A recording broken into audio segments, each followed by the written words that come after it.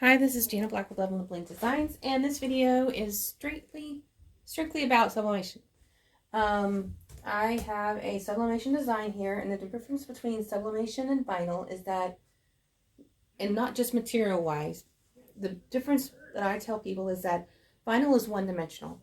When sublimation, you can do various different colors. You can do an array of colors going from blue, light blue to nothing. Unlike vinyl, you really can't make that type of 2-3-dimensional image.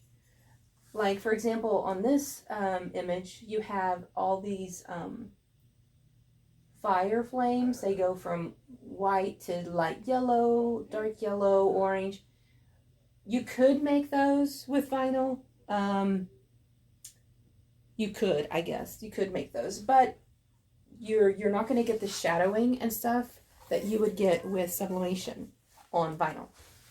So, and when I say vinyl, I mean heat transfer vinyl. There are some vinyls there where you can actually print on the vinyl and it creates a transfer effect, like a transfer image.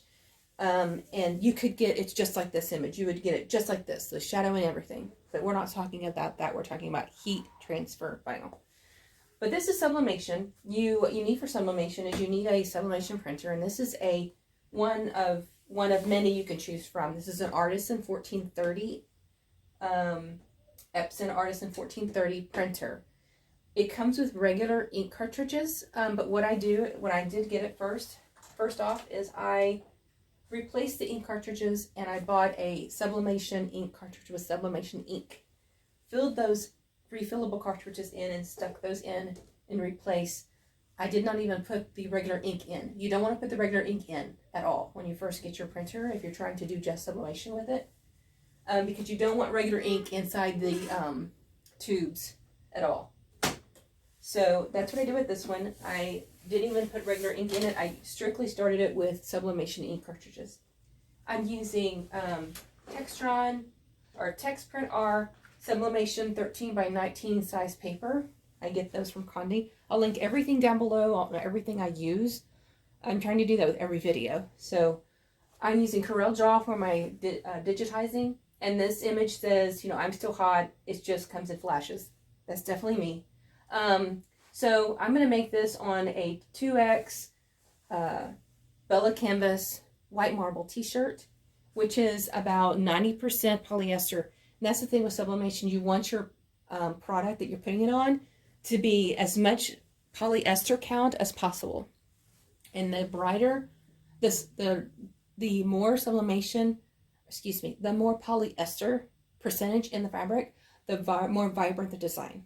The less and less and less percentage of fabric, polyester fabric in the actual art garment, the more vintage or more not so vibrant design. We call it vintage because you do have, it is a pretty design. It's more of a vintage colors. And I'll post a picture to show you you can see a good visible difference between a 90% polyester or 100% polyester and a 50% polyester shirt. So this is the design I'm wanting to print off. I'm going ahead and print it off. Let's see what size this is. This is a 9 by 9. I'm going to make this just a little bit smaller. You do want to mirror your image, so that's what I'm going to do before you print it off. Same with heat transfer with vinyl, you mirror your image. And since I'm using an Artisan, I'm going to print. And I need to change my preferences. Actually, change my printer to Artisan. Preferences. You want to do best photo, premium photo paper glossy on your type. On your advanced tab, you want to change it to Super B, which is your 13 by 19 size. You want to take off high speed and click OK. It's already mirrored, so that's fine. So it's saying that the image resolution is 696 dpi. The output doesn't fit media, which I think is fine because it's within the radius of the printing. And I'm going to click print. So now it's doing its thing, it's printing. As that's going, I have the heat press already on and it's set at set at 376 at like, I think 70 seconds, excuse me.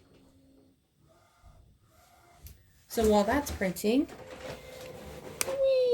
we will go over here with my EnduroPress heat press, which is a swing away.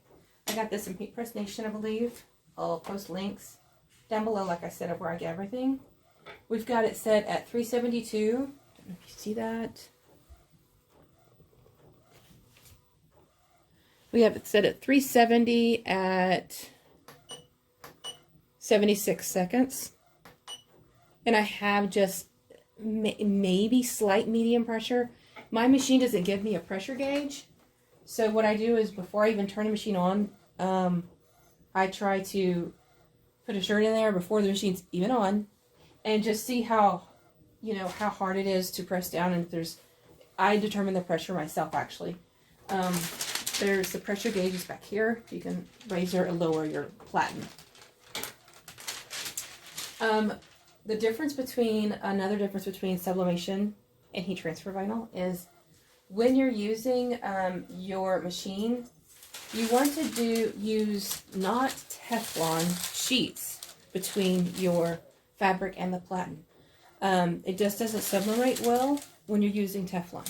You want to use parchment paper, or some people have bought butcher block paper. What I buy, which has worked really well for me, is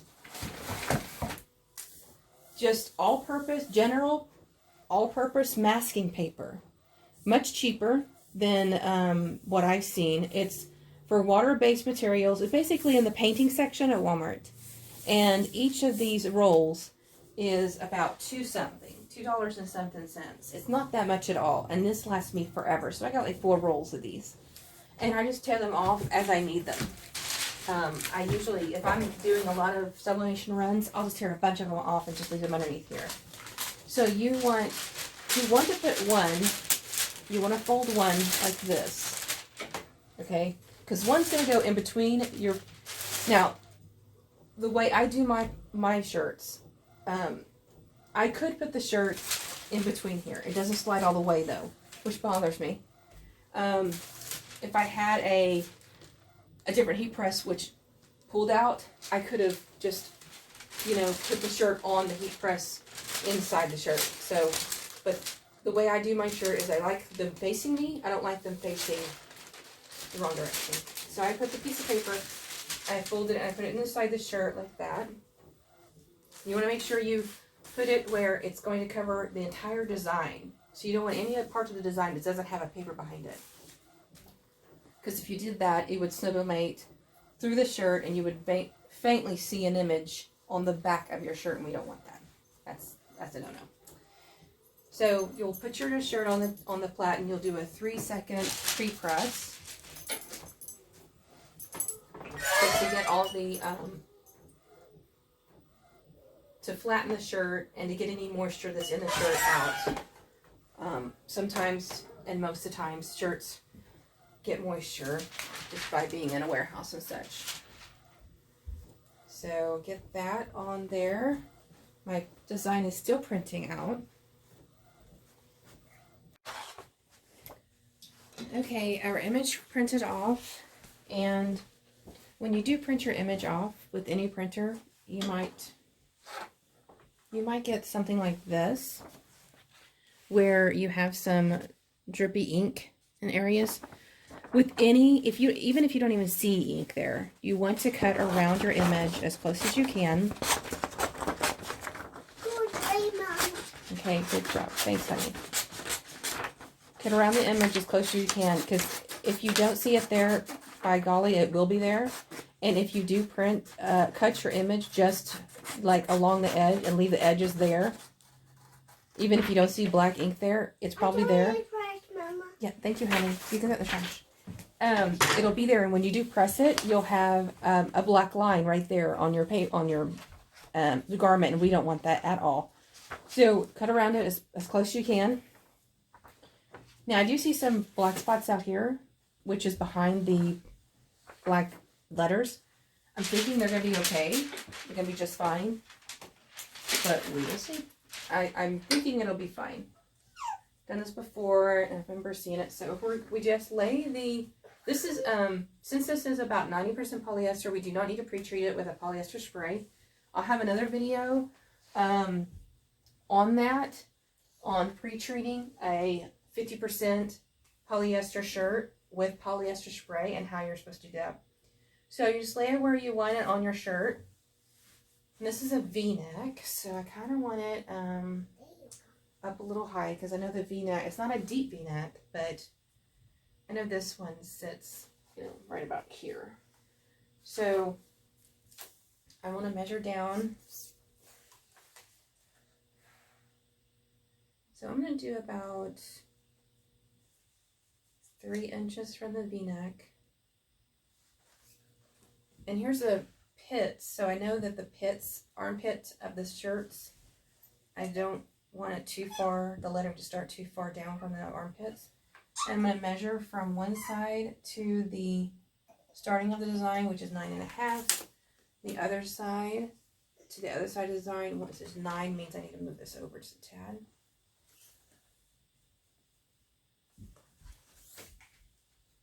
So now they both start at 9. So I know that's centered. And to ensure that the lettering is centered and not like crooked, I have my T ruler. I got this from Michael's. A little small T ruler, which is all you need is a small little T ruler. And putting it against your platen area, your bottom platen, I noticed that is slightly crooked. Now some designs are supposed to be crooked. I know that my Cindy Lou Husa design is supposed to be slightly crooked. So you really you can use this on that design, but you kind of just want to eyeball it, honestly. I'm just eyeballing it and it looks good and centered. So now you put your second sheet of parchment paper, all-purpose paper, whatever you'd like to use. Put that on top. I hold it down, make sure it doesn't move when I move the platen over, and then close your press slowly. Now this is going to take 74 seconds, and it'll beep at me when done. And when it does get done, you don't want to just pop up your heat press real quickly. If you do that, you end up moving your paper and your design, which makes a ghost design because your shirt is still hot. So it'll take whatever ink is left on that paper and ghost it. See, that's how you get a ghost shadow on your finished sublimation garment. And then it's throwaway. You can't use that. So this still has about 36 seconds. Just kind of wait. At this time, sometimes you can get the packing ready, get the envelope ready, get all your little doodads inside the envelope, your business card, your garment care sheet. I do have a garment care sheet on how you're supposed to clean the garment, iron the garment, things like that. I put that in all my packages so that way the owner knows what to do. Okay, so it's at 1 second. So I'm going to slowly go up with it. I hold the shirt on one side so that if it does get stuck, it's not moving. And then I pull it to the end of the platen so I can see the lip of the paper. And I try to grab that, plus this, and pull it off. Plus the sheet, the actual transfer page, and pull it off. Now you notice it's still black, quite black. But you'll see. This is, like I said, I was going to shake it to get the paper that's inside the shirt out. Come on, get out. Like I said, this is 90% polyester, the more vibrant. The more polyester, the more vibrant. So there is my finished shirt. Isn't that cute? Excuse me.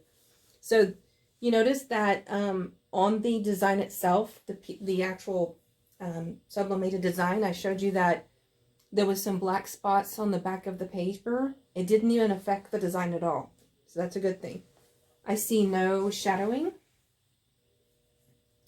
I see no shadowing, and it looks really good. So to me, this is a finished product. It's for me, actually. But this is a finished product. You would just use your, if you have a fabric folding table, you would fold it. Fold it, put it in your packing envelope, whatever, with your care guide and your business card and all your extra stuff you'd like to add in there, and send it off.